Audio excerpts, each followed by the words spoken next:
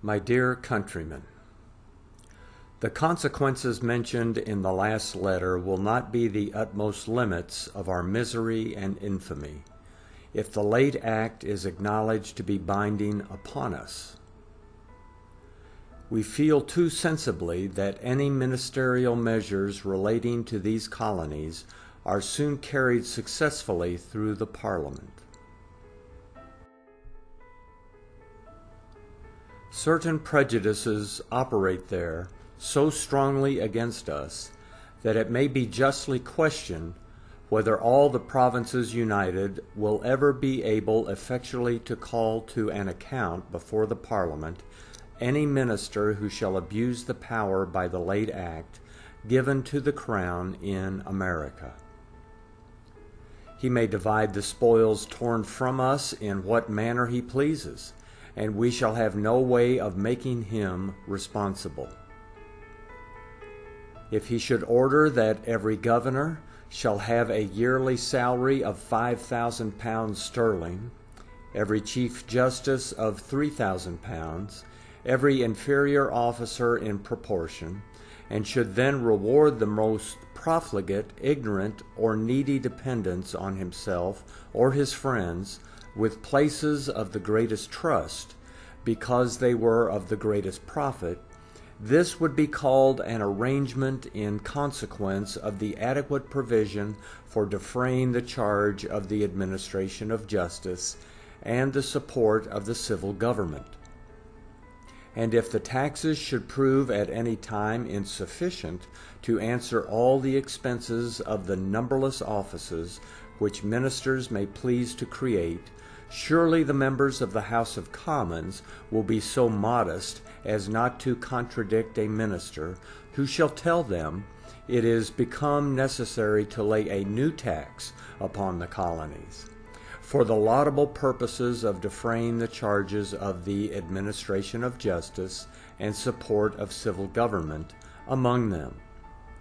Thus, in fact, we shall be taxed by ministers.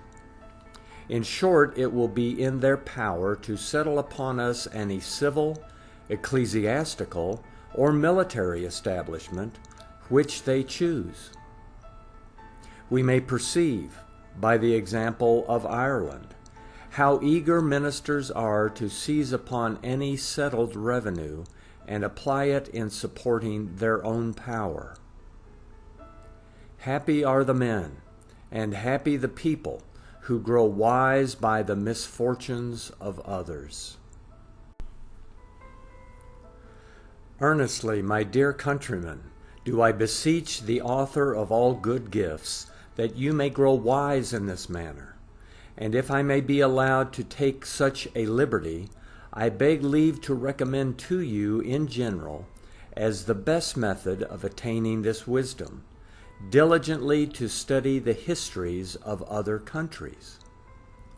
You will find there all the arts that can possibly be practiced by cunning rulers or false patriots among yourselves, so fully delineated that, changing names, the account would serve for your own times. It is pretty well known on this continent that Ireland has, with a regular consistency of injustice, been cruelly treated by ministers in the article of pensions, but there are some alarming circumstances relating to that subject which I wish to have better known among us. The revenue of the Crown there arises principally from the excise granted for pay of the army and defraying other public charges in defense and preservation of the kingdom, from the tonnage and additional poundage granted for protecting the trade of the kingdom at sea and augmenting the public revenue, from the hearth money granted as a public revenue for public charges and expenses. There are some other branches of the revenue concerning which there is not any express appropriation of them for public service, but which were plainly so intended. Of these branches of the revenue, The Crown is only trustee for the public. They are unalienable. They are inapplicable to any other purposes but those for which they were established, and therefore are not legally chargeable with pensions. There is another kind of revenue, which is a private revenue. This is not limited to any public uses, but the Crown has the same property in it that any person has in his estate. This does not amount, at the most, to £15,000 a year, probably not to 7, and is the only revenue that can be legally charged with pensions. If ministers were accustomed to regard the rights or happiness of the people, the pensions in Ireland would not exceed the sum just mentioned. But long since have they exceeded that limit, and in December 1765 a motion was made in the House of Commons in that kingdom to address His Majesty on the great increase of pensions on the Irish establishment, amounting to the sum of £158,685 in the last 2 years. Attempts have been made to gloss over these gross encroachments by this specious argument, that expending a competent part of the public revenue in pensions from a principle of charity or generosity adds to the dignity of the Crown, and is therefore useful to the public. To give this argument any weight, it must appear that the pensions proceed from charity or generosity only, and that it adds to the dignity of the Crown to act directly contrary to law. From this conduct towards Ireland, in open violation of the law, we may easily foresee that we may expect, when a minister will have the whole revenue of America in his own hands, to be disposed of at his own pleasure. For all the moneys raised by the late act are to be applied by virtue of warrants under the sign manual, countersigned by the High Treasurer, or any 3 of the Commissioners of the Treasury.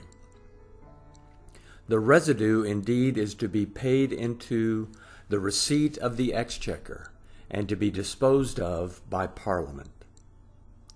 So that a minister will have nothing to do but to take care that there shall be no residue, and he is superior to all control. Besides the burden of pensions in Ireland, which have enormously increased in these few years, almost all the offices in that poor kingdom have been, since the commencement of the present century, and now are bestowed upon strangers. For though the merit of persons born there justly raises them to places of high trust when they go abroad, as all Europe can witness, yet he is an uncommonly lucky Irishman who can get a good post in his native country. When I consider the manner in which that island has been uniformly depressed for so many years past, with this pernicious particularity of their Parliament continuing as long as the Crown pleases, I am astonished to observe such a love of liberty still animating that loyal and generous nation. And nothing can raise higher my idea of the integrity and public spirit of a people who have preserved the sacred fire of freedom from being extinguished, though the altar on which it burnt has been overturned. In the same manner we shall unquestionably be treated as soon as the late taxes laid upon us shall make posts in the government and the administration of justice here worth the attention of persons of influence in Great Britain. We know enough already to satisfy us of this truth. But this will not be the worst part of our case.